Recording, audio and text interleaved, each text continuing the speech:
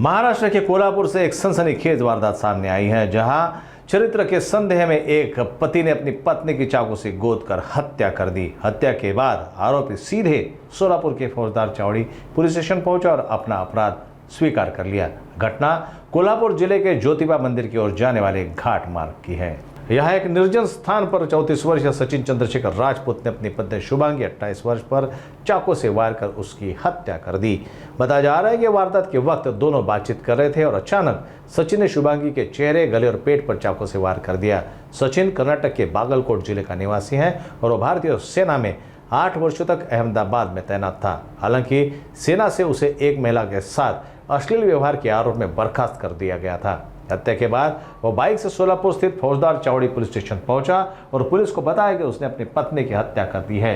Solapur police ने तुरंत Kolhapur police से संपर्क किया और सूचना दी। कोल्हापुर पुलिस ने मौके पर पहुंचकर देखा तो शुभांगी मृत अवस्था में पाई गई। पुलिस ने आरोपी सचिन को हिरासत में लेकर कोल्हापुर पुलिस को सौंप दिया और मामले की जांच जारी है।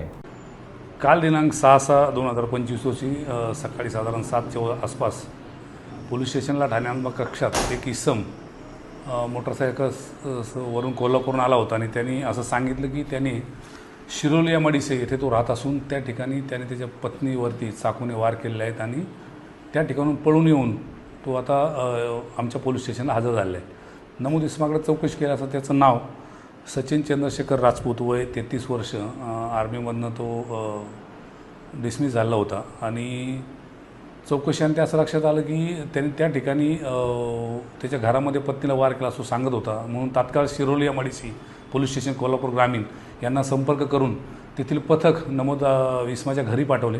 घरी कुलूप होतं, ते कुलूप तोडून पाणी केले असं अशी कोणती घटना त्या ठिकाणी निदर्शनास आली नाही। त्यानंतर पुन्हा आमच्या पोलीस स्टेशनचे महिला पोलीस उपनिरीक्षक राधा जेवघाले व मी स्वतः नमूद आरोपीला इंटरव्ह्यू केला असता त्या इंटरव्ह्यूशनमध्ये त्यानंतर असं सांगितलं की तो कोल्हापूरकडे पत्नीला मोटरसायकलवर ज्योतिबा दर्शनाला घेऊन जातो असं सांगून घेऊन गेला। रस्त्यात त्यांचा वाद झाला आणि त्यानंतर तिथं जो एक घाट लागतो त्या घाटामध्ये निर्जन स्थळी नेऊन तिच्यावरती चाकूने वार करून ती बेशुद्ध होत असताना तिथेच सोडून तो पळून या ठिकाणी आला आणि सतत प्रवास करत या ठिकाणी जे पोलीस स्टेशन दिसेल त्या पोलीस स्टेशनवर तो आला। त्या पद्धतीने ह्या पोलीस स्टेशन आला होता। तात्काळ सदर आरोपीकडनं त्या स्पॉटची आम्ही GPS द्वारे माहिती घेतली। GPSवरचा तो मॅप संबंधित पोलीस स्टेशनचे API गायकवाड यांना पाठवला।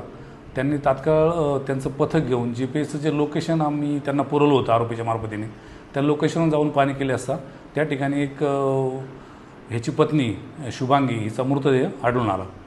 सदर मृतदेह त्यांनी ताब्यात घेतला। नंतर हा आरोपी आम्ही निगराणीमध्ये जवळजवळ संध्याकाळी 7 वाजेपर्यंत ठेवला। दरम्यान त्यांचं पोलीस पथक 7 वाजता आपल्या पोलीस स्टेशनला आलं आणि नमूद आरोपी ह्या पोलीस शिरोली एमआयडीसी पोलीस स्टेशनच्या ताब्यात दिले आहे। या आरोपीवरती इंटरव्ह्यूमध्ये असं समजतं की तो आर्मीमधून भगोडा झालेला आहे, म्हणजे आर्मीमधून पळून आलेला आहे आणि कलबुर्गी जिल्ह्यामध्ये एका गावी त्याच्याविरुद्ध एक गुन्हा दाखल आहे 307 अशी माहिती प्राप्त झाली आहे। त्याबाबत आम्ही त्यांना कळवलेलं आहे। सर, आरोपी स्वतः हजर झाला?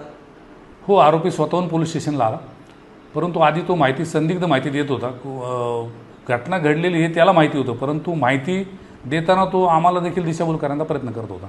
पण आपण नंतर इंट्रोगेशनमध्ये हे सर्व माहिती त्याच्याकडून उघड केली आणि मग ती बॉडी आपण शोधण्यासाठी त्या पोलीस पथकाला इथून मदत केलेली।